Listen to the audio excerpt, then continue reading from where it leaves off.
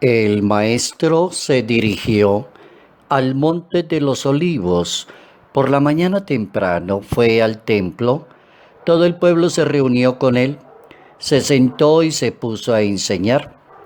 Los escribas y los fariseos le llevaron una mujer que había sorprendido cometiendo adulterio. La colocaron en medio y le dijeron al Jesús: Maestro, esta mujer la sorprendimos en el momento mismo de cometer adulterio. En la ley nos manda Moisés que a esas personas hay que darles muerte apedreándolas. ¿Tú qué dices? Esto lo decían para ponerlo en dificultades y tener de qué acusarlo. Jesús se inclinó y empezó a escribir. Como ellos le siguieron insistiendo, él se levantó y dijo: el que no tenga pecado, que le tire la primera piedra. Evangelio según San Juan, capítulo 8, versos 1 al 11. Jesús no permite que alguien manipule la ley de Dios para condenar o descartar a las demás personas. Notas amables a la palabra de Dios, lunes 30 de marzo, año 2020.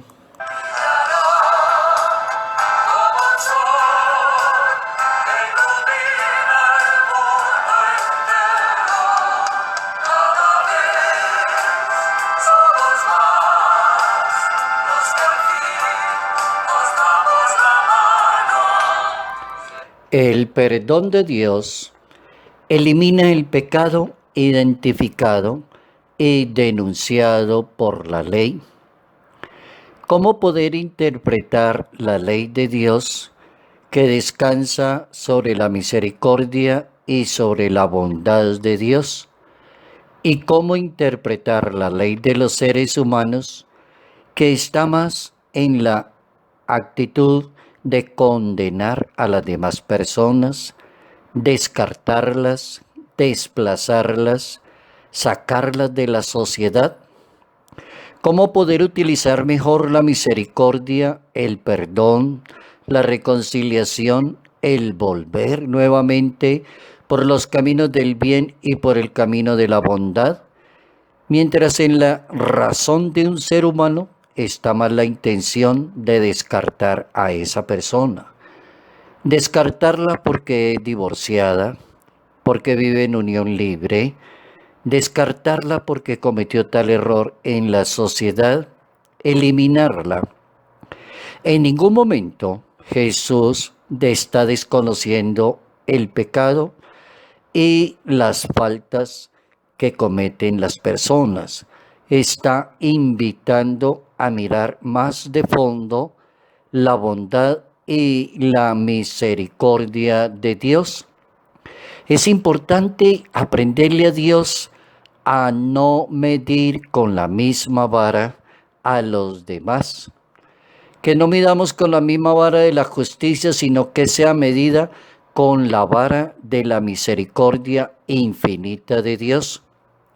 Es verdad que la Santa Biblia, en el capítulo 20 del libro del Éxodo, versículo 14, habla de no cometerás adulterio. Y tiene toda la razón. No harás eso, no dañarás la vida familiar, la vida conyugal, la vida del matrimonio, la vida de un hogar. Tiene toda la razón. Pero ¿qué pasa con algunas personas que bajo la interpretación de la ley, bajo la apariencia de la ley que habla de la fidelidad, utilizan a una persona para exponer los argumentos en contra de Jesús de Nazaret? ¿O cómo se puede también utilizar una persona para dañarle la vida a otra persona? ¿Y cómo no existe un consejero, una persona especial que se siente a trabajar sobre el tema, la apariencia de la ley, en las leyes que aparecen de muchas personas que son marginadas en la sociedad, divorciados, enfermos de SIDA, prostitución, madres solteras, homosexualidad. ¿Cómo reaccionaría Jesús de Nazaret ante la mentalidad de nosotros de mirar ese tipo de personas en la sociedad? Le dicen al maestro que esa persona debe pagar con la muerte la falla, la equivocación, el desafuero de su propia libertad y debería ser apedreada. Y así está escrito en el capítulo 20, verso 10 del libro del Levítico.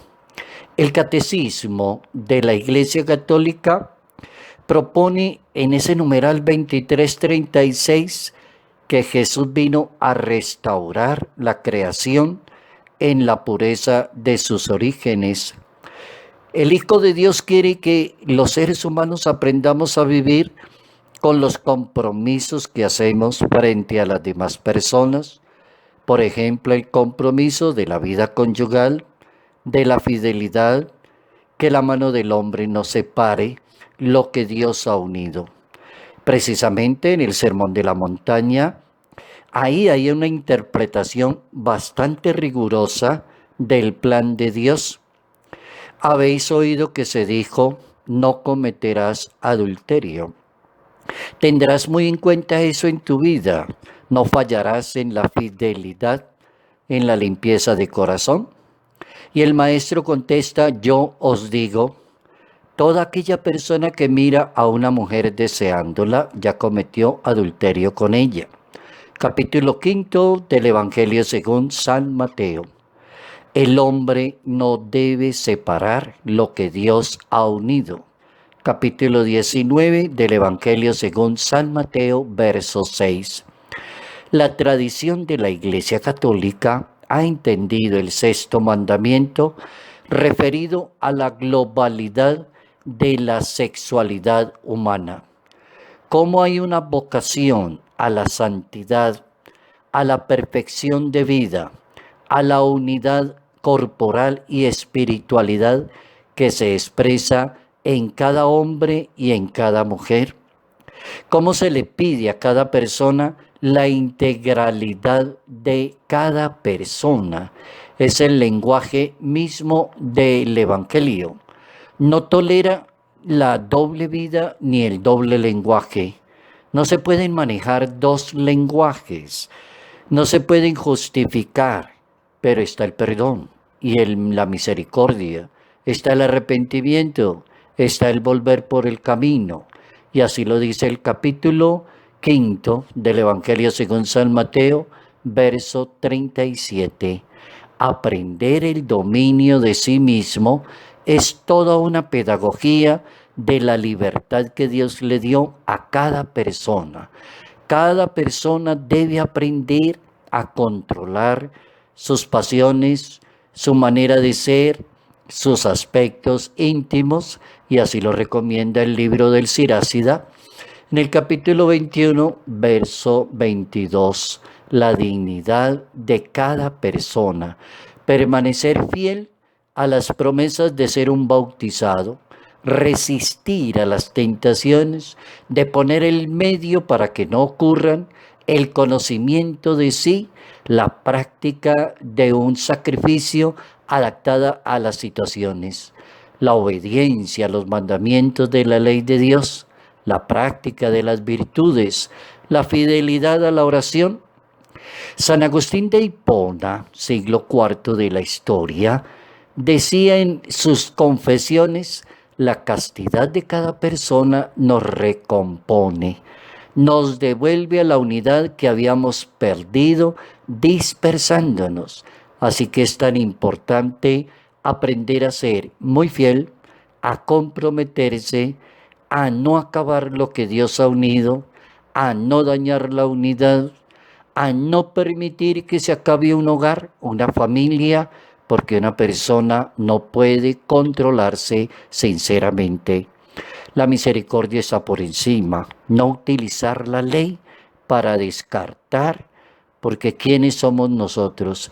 El que esté sin pecado, que le tire la primera piedra a las demás personas.